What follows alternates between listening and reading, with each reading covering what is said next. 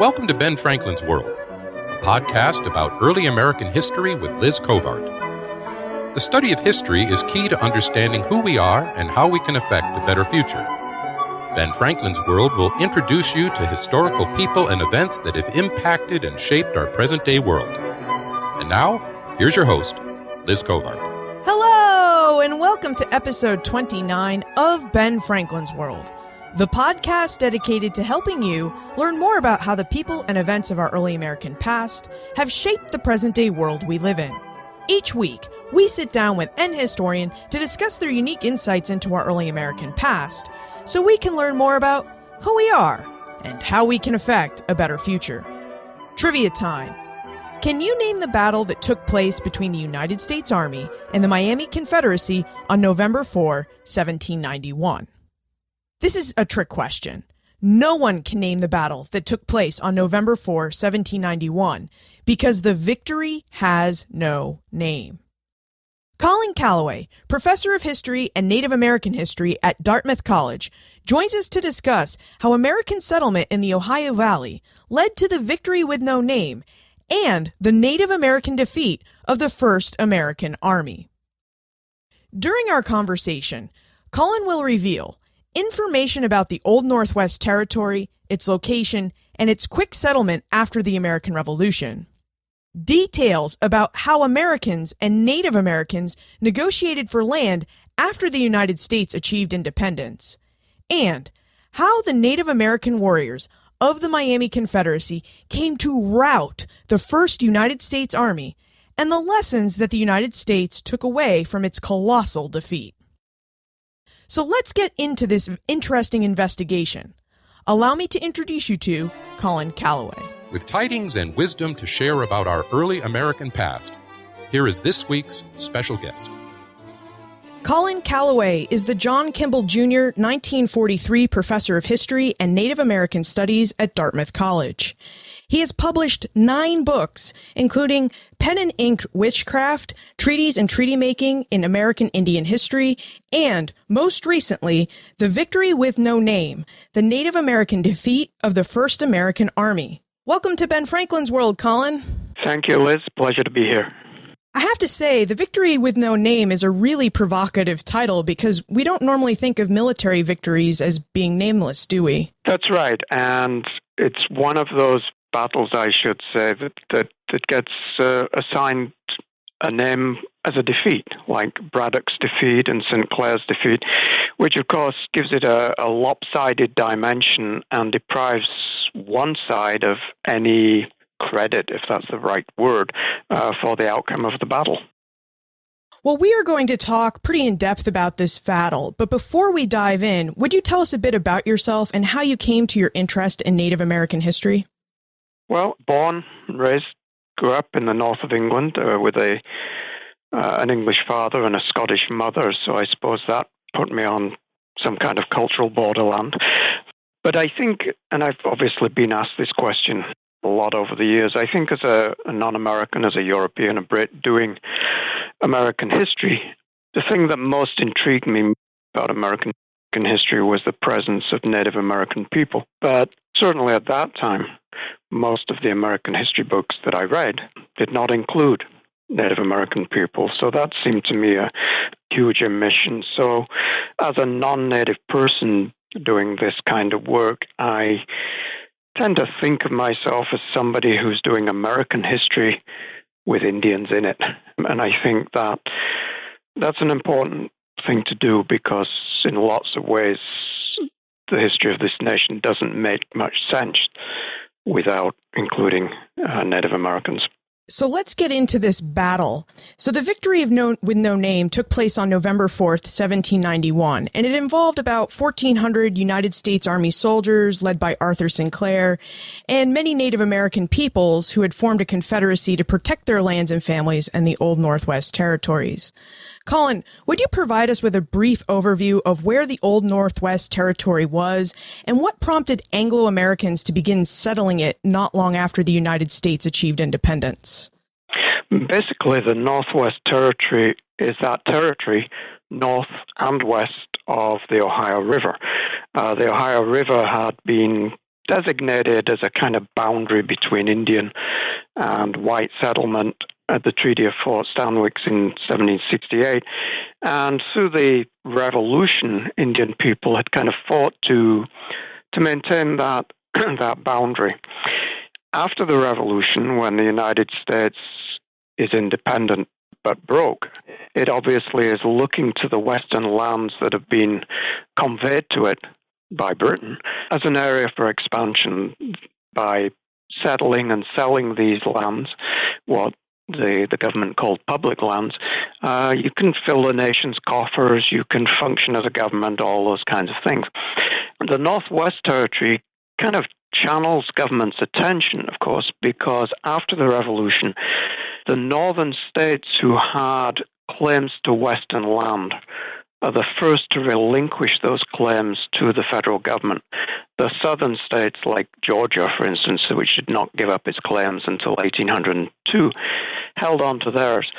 So although there's pressure on western lands all up and down the frontier, the national interest and the federal government's attention is focused on what it calls the Northwest Territory. And in 1787, Congress issues this Northwest Ordinance. It's a culmination of a series of land ordinances, basically setting out how the government will deal with territories, how they will create an orderly process of settlement.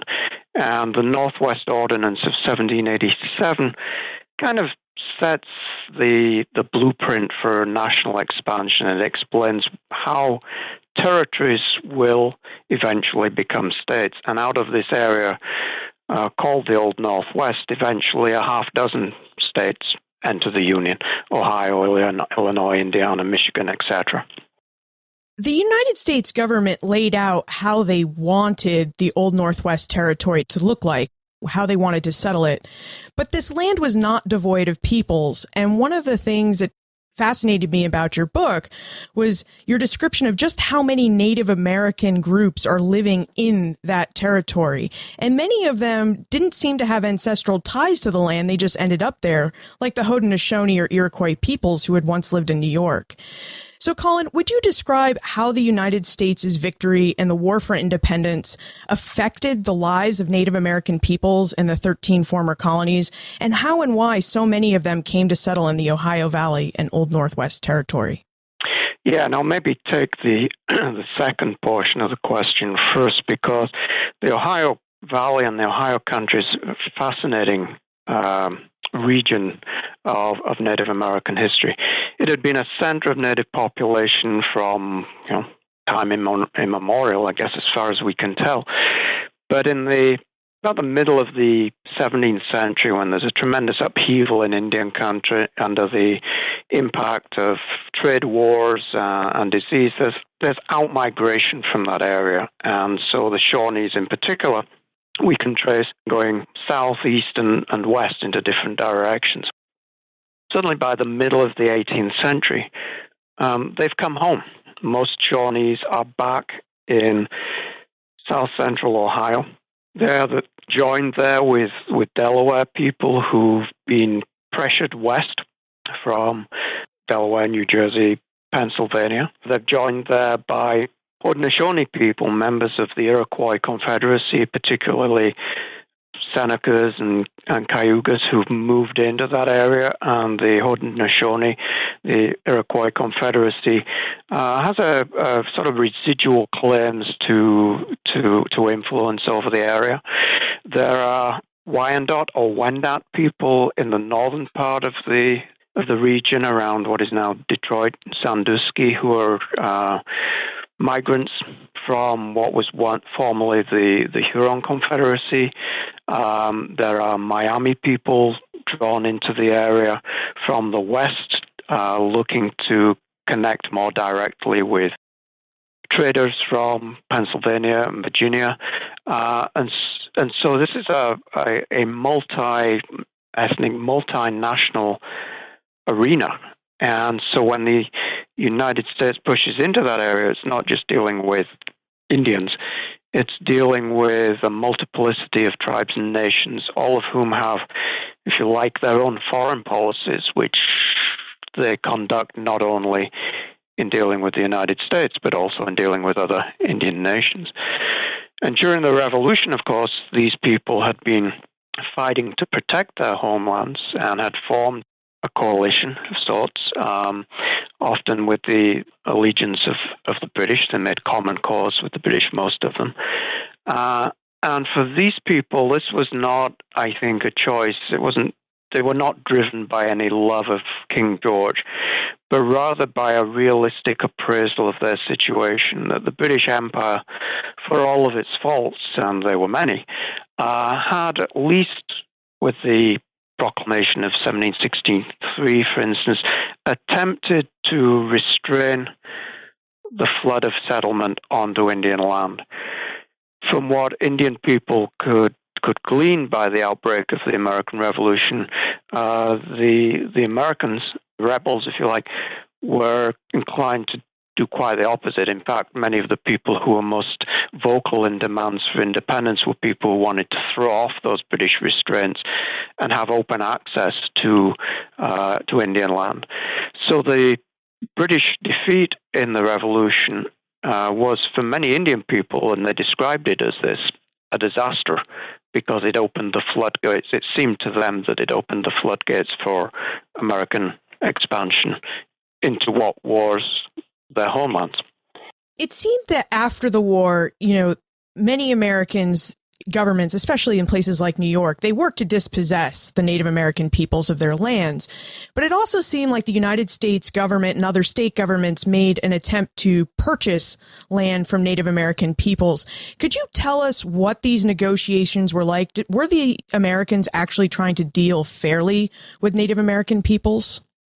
What they do, of course, is to, in many ways, continue the procedures that the British colonies and the British government had used in dealing with Indian people and acquiring Indian land, and that is to obtain it by treaty. That at least gave a semblance of legality and fair dealings. And so when independence is secured, the states and the federal government both continue to do that. And of course, that's an area of tension too, because the federal government is trying to, and eventually does under the Constitution, secure for itself the authority to conduct Indian treaty and Indian affairs.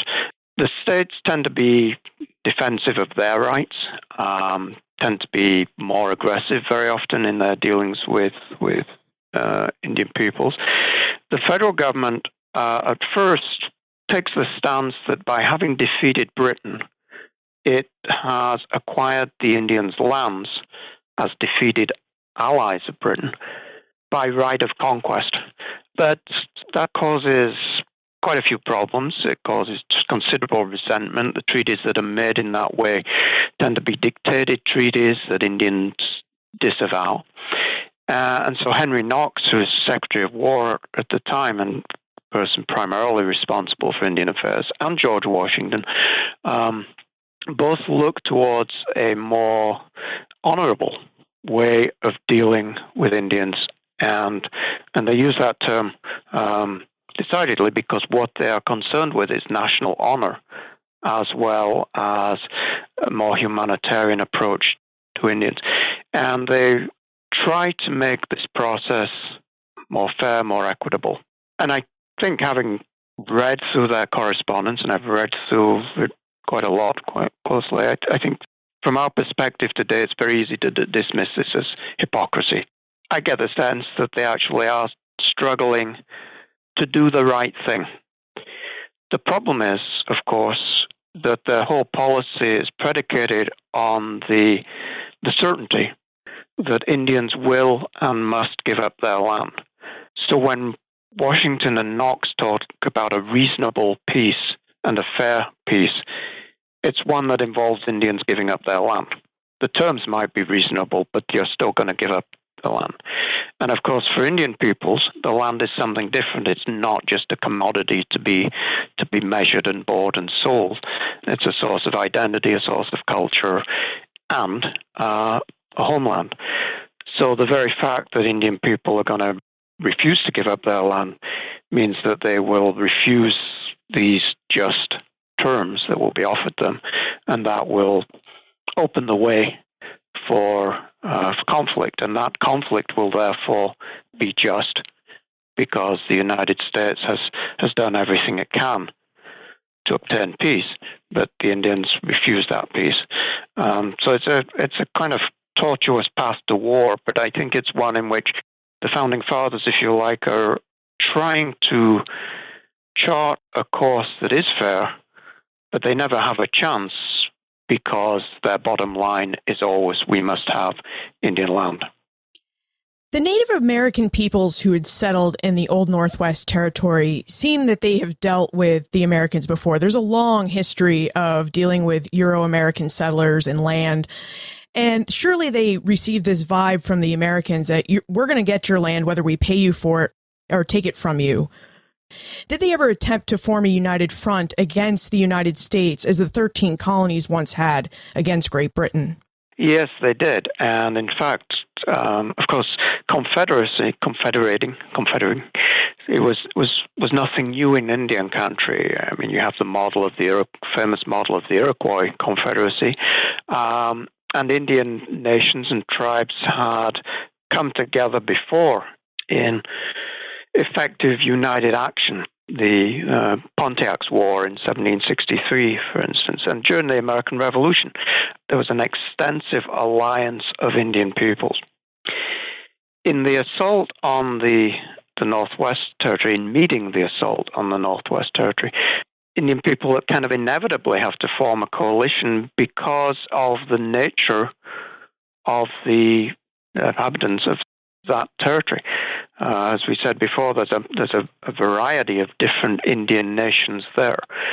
And so part of their response to this American assault is diplomatic, not only in trying to make treaties and talk with and deal with the Americans, but in also making alliances among themselves. They build coalitions because these are not people who automatically are going to respond lockstep to any external threat. Some of their people of different languages, different historical experiences, sometimes with historical animosities that need to be smoothed over. And so part of the achievement of the Native Americans in this struggle is being able to build a confederacy of their own, which kind of matches that of the United States, which is confronting them. So we've laid out the two sides. We know where the Americans stand. They want the land or they're prepared to take it. We know where the Native Americans stand. They're going to try and protect their homelands, and they've confederated all of these different peoples in the Old Northwest Territory to accomplish that goal. But what your book, A Victory with No Name, reveals is there's a bit of intrigue. There almost is like a third player involved in this story, and that appears to be the Ohio Land Company. So would you tell us what the Ohio Land Company was, who was involved in it? What role did land speculation play in fomenting trouble in the Old Northwest Territory? Yeah, and land speculation is huge, and of course in lots of ways it's all about land. The Ohio Company, the Ohio Company of Associates, I think was their full name. It's basically a group primarily of New Englanders. They're often men of standing. They're often veteran officers from the Revolutionary War. Many of whom felt that their sacrifices and services in that war had not been adequately compensating. And in 1786 in Boston, they formed this company. It was basically a syndicate that sold stock to speculators and then requested or petitioned the federal government for huge grants of land in Ohio. The idea was they would raise $1 million in continental notes. Obviously, these things were, as they said, not worth a continental, so it's kind of depreciated currency. And then they would purchase 1.5 million acres of land from Congress. And the idea here is that this would be something that matched private and government interests. And of course, this is something that we see again in westward expansion in this country, railroads and Congress in the 19th century, land companies and Congress in the late 18th century, because obviously these land speculators were in it for themselves. They aimed to make a killing. They would get land from Congress, a land grant from Congress.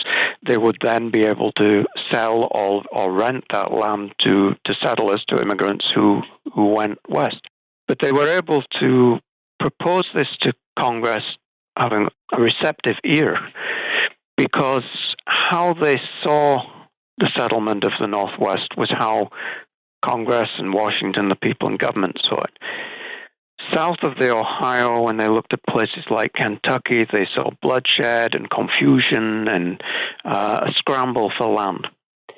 In the Northwest Territory, what they wanted was an orderly settlement under the auspices of government, conducted by men of standing.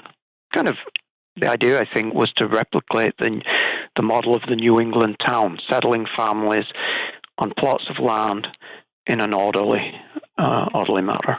Congress also lent a ready ear, of course, because many people in Congress were friends and associates, acquaintances of people in the Ohio Company. Some of them actually were in the Ohio Company. This was the 18th century, and I don't think there was that sense of conflicts of interest in the way that we hopefully have it today.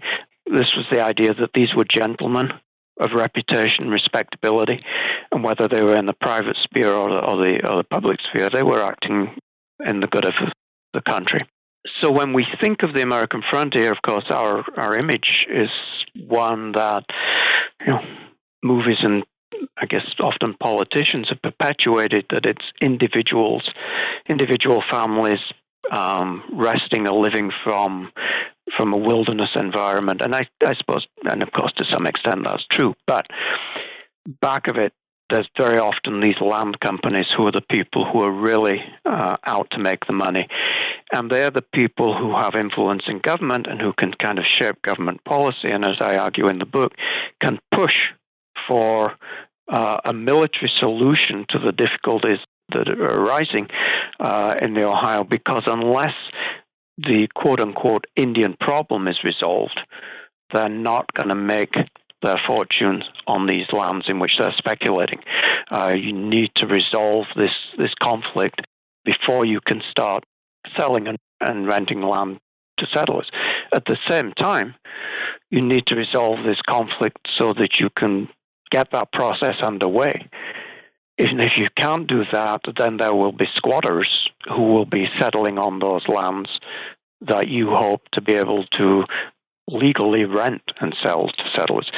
So I think a lot of these people have a plan and a vision of how America will move west across the Ohio country. It requires government collaboration, or it requires collaboration between Congress and the land companies, but it also requiring the government to step in and provide a military solution if those treaty negotiations fail, which they did. I was going to say, it seems that they did, because in September or October 1791, Arthur Sinclair launches the assault against the Miami Confederacy. Would you tell us about Sinclair's plans for the offensive and how he intended to remove the Native Americans who dared to defy the United States government? Well, this was not a sudden, spontaneous effort. There'd actually been an American expedition into the same area of the country the year before, led by Josiah Harmer. And the idea was to strike at the center of the Confederacy, which was basically along the Maumee River in northwestern Ohio. Harmer's expedition was a failure. Some said it was a disaster. He burned empty villages and suffered fairly heavy casualties before he was able to extricate his army. So what that did was really just worsen the situation. And immediately, the United States government, Henry Knox in particular, Secretary of War, is planning for a second campaign. So there's a lot of preparation going on, at least in the minds of Henry Knox, before this campaign gets underway. And the goal is that Arthur Sinclair will lead an American army from Fort Washington, what is now Cincinnati, head north to the Maumee River, where there is a cluster of Indian towns which form the core of this Confederacy. And Sinclair's objective is to destroy those villages and on that spot to build an American fort, so that what you will get is an American occupation of this area. So he will build a couple of forts along the way, and then an American fort will replace, if you like, the enemy center of operations. And that will secure this territory for the United States and for settlement. Do you think Henry Knox and George Washington really wanted the diplomatic side of these negotiations with the Native Americans to fail? Because as they're sending men out to negotiate with them, they're also preparing for war. Yeah, I have to say that I think they do, because Henry Knox, ironically, I guess, in some ways, as Secretary of War, because Indian Affairs at this time is lodged in the Department of War. It's not until later that it's moved to the Department of the Interior. Henry Knox is a constant advocate, both in public and in his private correspondence, for dealing honorably with Indians, getting a treaty, and avoiding war. Not only on moral grounds, which he's quite articulate about, but also on very practical grounds. He says, we don't have a strong enough army. We can't afford it. This is going to war against Indians is a risky and expensive business. It's much better on all fronts if we can secure our objective through treaty. But they both come up against this problem that a treaty must involve Indians ceding their lands to the United States. And when Indians say no, then the United States really has no choice but to go in and take those lands in their way of thinking. Again, it looks like hypocrisy, and it may well be. It looks like deceitful conduct, and it may well be, because they have commissioners talking peace to the Indians, but they're also making military preparations. But those were the twin arms of the Indian policy as they envisioned it and articulated it and developed it for the United States, for the new nation. That first of all, you would try to deal with Indians honorably and fairly and make treaties with them. But if they refuse to cooperate, then you must and were justified in sending in the troops to destroy them. And I think that's a description of American Indian policy that is not unique to Henry Knox and George Washington's time. I think that kind of runs through well into the 19th century. Did Knox's and Washington's recognition that the U.S. government really couldn't afford to wage a war against the Native Americans lead history to repeat itself? Was Sinclair's army and expedition hampered by the same problems of ill supply and ill-trained troops that had plagued George Washington during the War for Independence? Yeah, I think that's true. I think that's a good point. And it's also the fact, of course, that there's a deep suspicion of standing armies, because the United States is a baby. It's just a couple of years after the Constitution's been adopted. The government is still in the process of, if you like, inventing itself, creating the infrastructure and the institutions, post offices, roads, mints, those kinds of things, and an army. And there's reluctance to create a national army. Like Englishmen, Americans were suspicious because government with an army could use that army for sinister purposes. So I think that those kind of attitudes lead towards a reliance on militia with a minimal army, which is what the United States have. To launch a campaign like this involves not only training the troops and equipping the troops, but it also in large measure involves raising the troops. You have to recruit the men to go on these campaigns, and that's something that was a problem. And Sinclair and other officers complained bitterly about the quality, if you like, of the recruits. People who were too old, too young, not accustomed to firing a gun even, and certainly not experienced in fighting Indians. And so the United States, when it was talking to Indians in treaty negotiations and when government was sending them messengers, would say, we want to deal fairly with you, we want to make a peace treaty with you, but if you don't listen to us, if you don't accept these good terms, we will crush you. And that was the image that both Washington and Knox and even Thomas Jefferson used. Actually, they weren't. They were still building that army. And so these were, as you say, problems that George Washington was all too familiar with from his experience during the Revolution. So the Americans are ill-prepared. How about the Native Americans? How well prepared and trained were their warriors for the attack against the Americans? Yeah, and of course they have the edge in all kinds of ways. One of the things that I always caution is the notion that the Indians are sort of natural-born warriors, and we often in our culture will use that term Indian warriors as if it's synonymous. And in some ways, Indian men are like American men at the time. They're militia.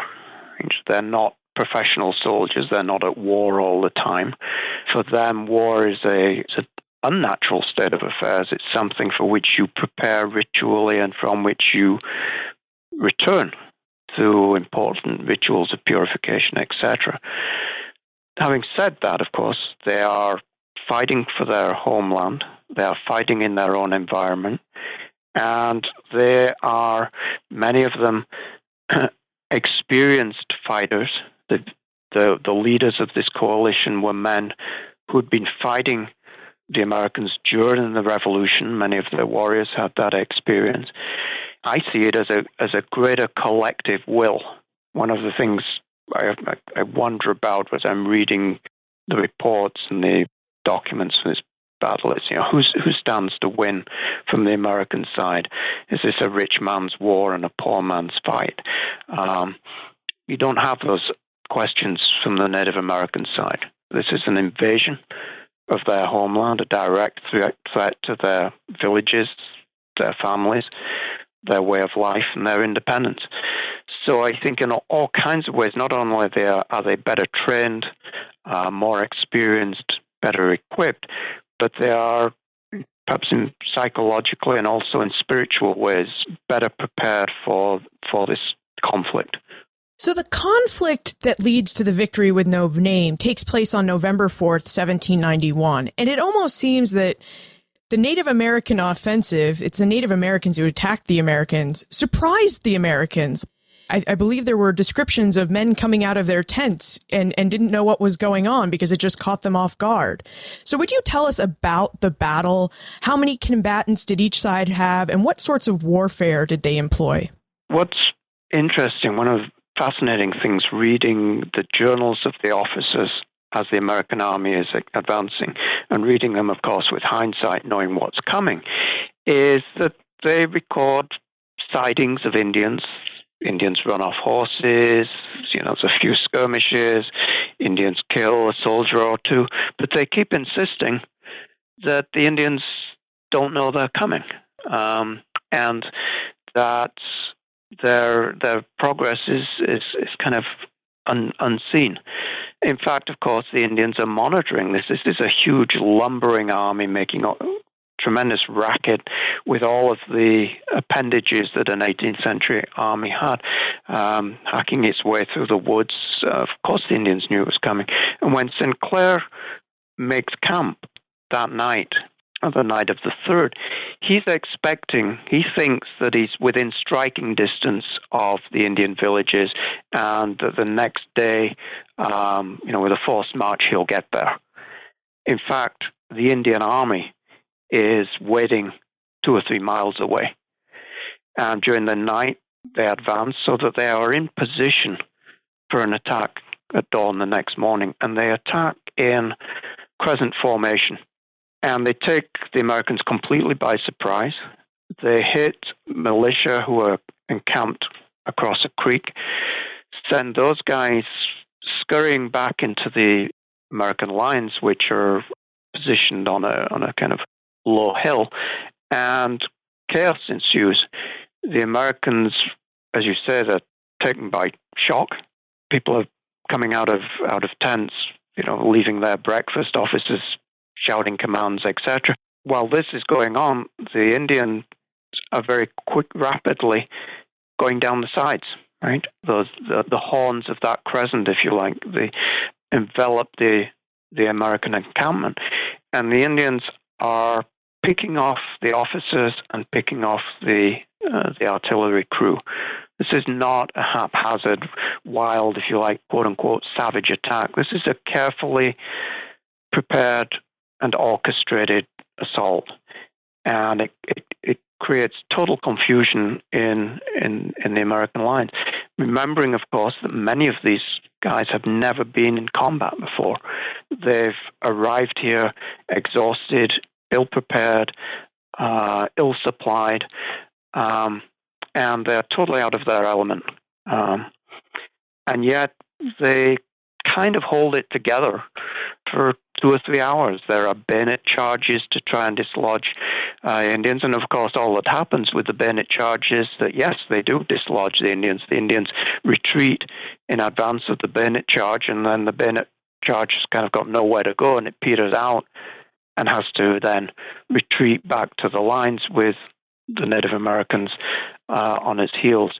And finally, Sinclair orders a retreat.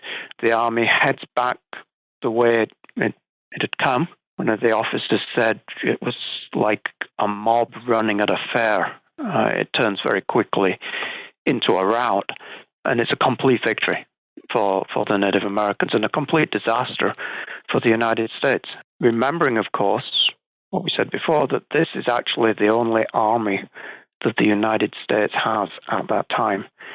And out of about 1,400 effectives on the morning of the battle, over 600 are killed, 200 or 300 more wounded, captives taken, non-combatants killed, artillery abandoned, supplies abandoned. This is a huge disaster for the United States and a huge victory for the Indian forces.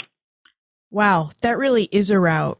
Why do you think Sinclair and his officers so vastly underestimated the capabilities of the Native Americans? I mean, there's a long history of Native American prowess and ferocity on the battlefield. They only had to look back to like Braddock's campaign in 1755 to see that Native Americans were capable of routing Anglo-American forces. That's a good question, and by that I mean it's one that I've thought about and not come up with a good answer for, because Braddock's defeat and the destruction of the British army at the Monongahela in 1754 was huge. It sent shockwaves through the colonies and through the British Empire. People knew about it. Some of the people who were the American command had, been there. Washington, of course, was there. And this almost was a replica of this. So the notion that this could not happen was not there. Of course, part of the response to Braddock's defeat had been that this was arrogant, inflexible, rigid British armies out of their element in the environment. But even just the year before, Harmer's army had been defeated. And as you read the correspondence and the documentation as Sinclair's army is advancing, what Sinclair is more concerned about is the same thing that George Armstrong Custer and the 7th Cavalry was concerned about as they were advancing to attack the Lakota and Cheyenne villages on the Little Bighorn in 1876. Not that they would be attacked by the Indians, but that the Indians would scatter before they got there. That's the worry. That's the fear, because Indians always did that. That was the saying, that Indians would not stand and fight.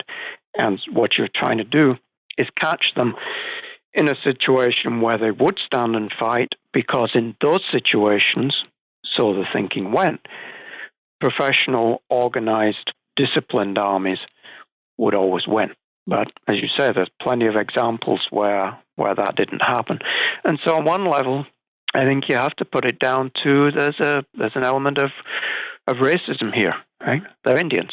While they may be in their element burning cabins and lifting scalps in the woods, when it comes down to a real battle, that Western military will prevail.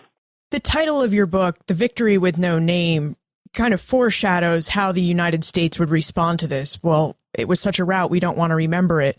But really, how do the Native Americans and the United States government respond to this battle?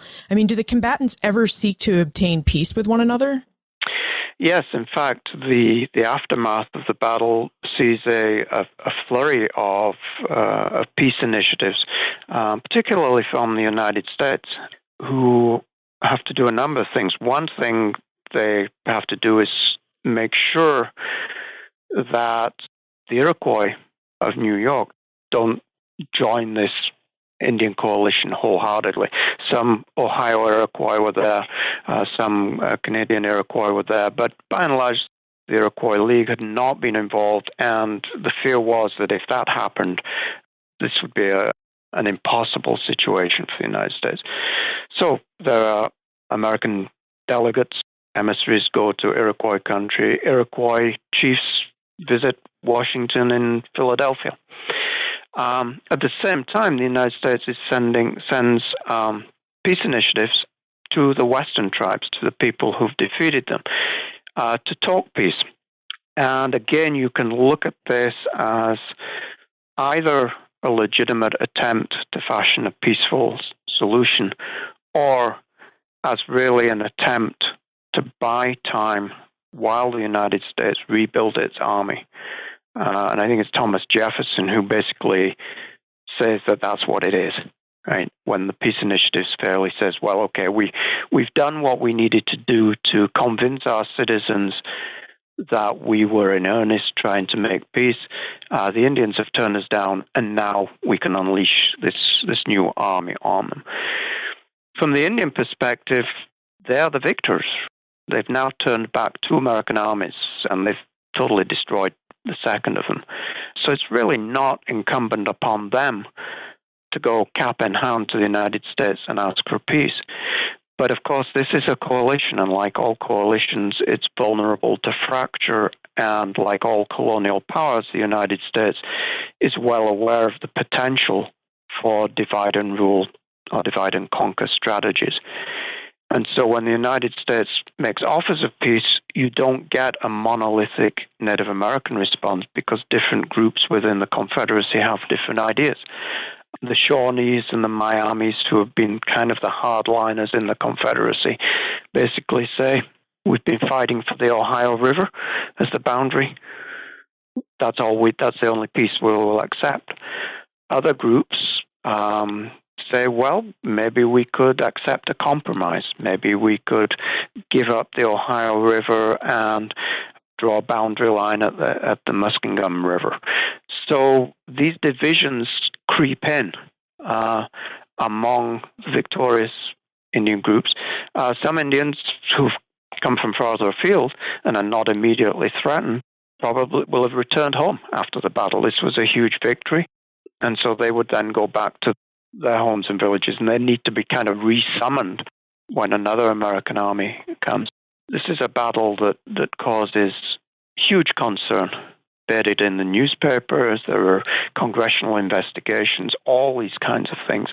And it's really a couple of years before the United States rebuilt its army. And one of the things it's learned from Sinclair's defeat is that if it's going to defeat Indians, it needs a more professional, better trained, better prepared army that is trained to fight in Indian country.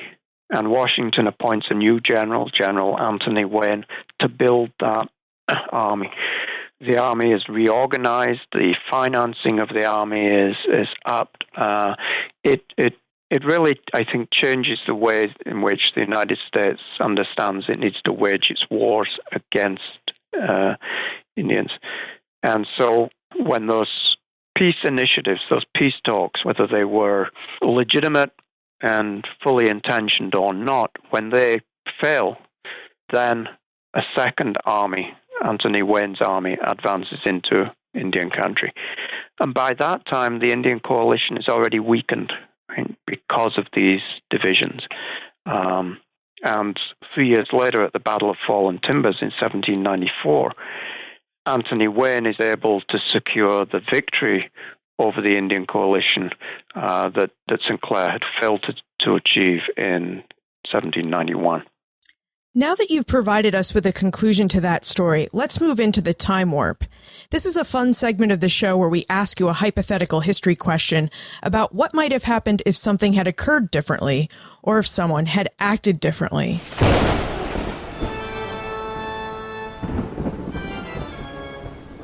The time warp.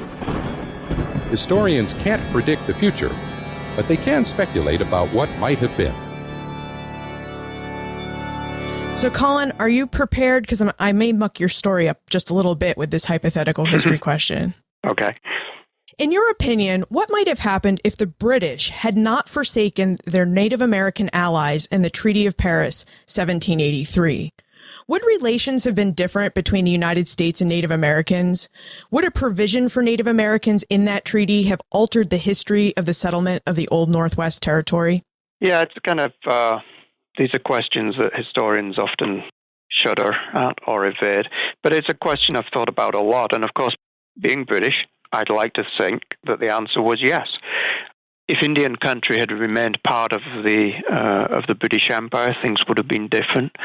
Or if the British had made adequate provision for their Indian allies at the Treaty of Paris, things have been different. And the British like to think so too, because actually later, maybe 10 to a dozen years late, when it was too late, they actually talked to the United States and talked with Indian leaders about creating an independent Indian state in what is now the heartland of America that would have been supported by the British but would have been independent from the United States. In reality, I think maybe it wouldn't have been that much different, because even though I think Indian people in 1783, 1790 might think it might have been different, in fact, what the American government, the United States government, tries to do in some ways resembles what the British had tried to do. Whether you're a government in London or a government in Philadelphia or Washington, the problem is, how do you control a frontier? So Washington, who'd been very resentful and resistant of British attempts to control and restrain his land speculations and to stop the flood of immigration onto Indian land, once in government, does much the same kind of thing with much the same results. It's almost impossible to enforce that. So I think whereas British government was more inclined to try and control the frontier, and the new American government recognized it had no choice but to open Indian lands for settlement, I think the demographic realities were that the press of population on Indian lands would likely have created similar problems, similar tensions, and similar conflicts, even under British regime, or even with British support. And of course, British support for Indians was always complicated by the fact that the British were not only watching what was going on in North America, they were always, through this period, watching what was going on in revolutionary France and with Europe as well. Those concerns trumped the North American concerns. So, yeah, it's something where you can follow these alternative paths and speculate as to how things might have been different, and they would have been different. But I think the larger picture and the larger historical realities eventually lead me to think that they wouldn't have been that much different. Well, thank you for giving us those thought-provoking options. Before we conclude, would you tell us what aspect of history you're researching and writing about now? Well, actually, it's a related aspect. I'm writing a book on which I'm calling The Indian World of George Washington. And partly the victory with no name was kind of a stepping stone to get me into this, because, of course, Washington is perhaps the most written about, most famous figure in American history. He's an icon of American history.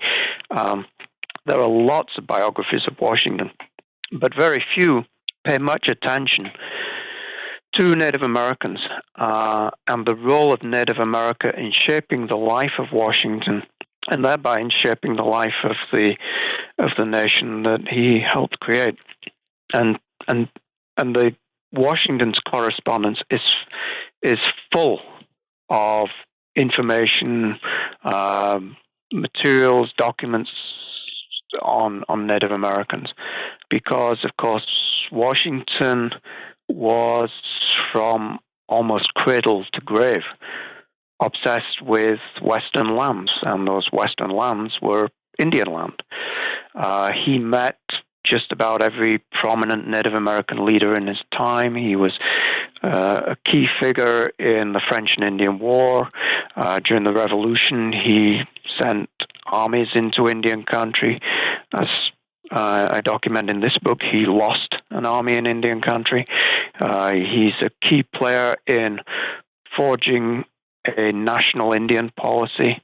And so this is a way of writing another book about George Washington, but it's actually a book about 18th century Indian America and the importance of Indian America to understanding the United States in those formative years.